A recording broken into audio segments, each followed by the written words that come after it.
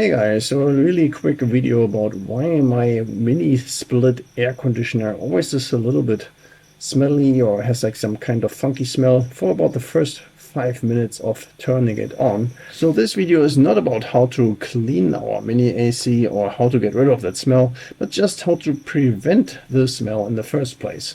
So this time my mini split always has this weird smell at the beginning, and it's completely my fault.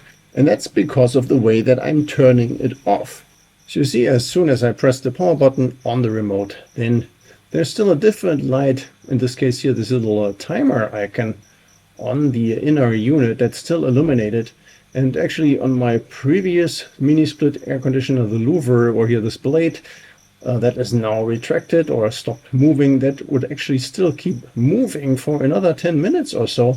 And here in this case here for this carrier model, this louver is not moving anymore, but this timer icon still keeps staying illuminated for about 20 minutes until it turns off by itself. And this timer icon is actually just an indicator that the inner unit of our mini split is currently in the process of drying itself internally, because there's still a lot of moisture inside, which, if it doesn't get dried properly, will in the future create this musty and funky smell that we have. So of course, clever me would just press the power button on the remote control 2 more times or 1 more time, and then this icon would disappear, and that would stop this drying mode, this auto drying mode, which I should never have done in the first place. But now I have learned my lesson, so in the future I will not cancel this auto drying mode. And that was already it for this video. Hope you found the information helpful, and if you have any more questions or comments, then please leave a message below.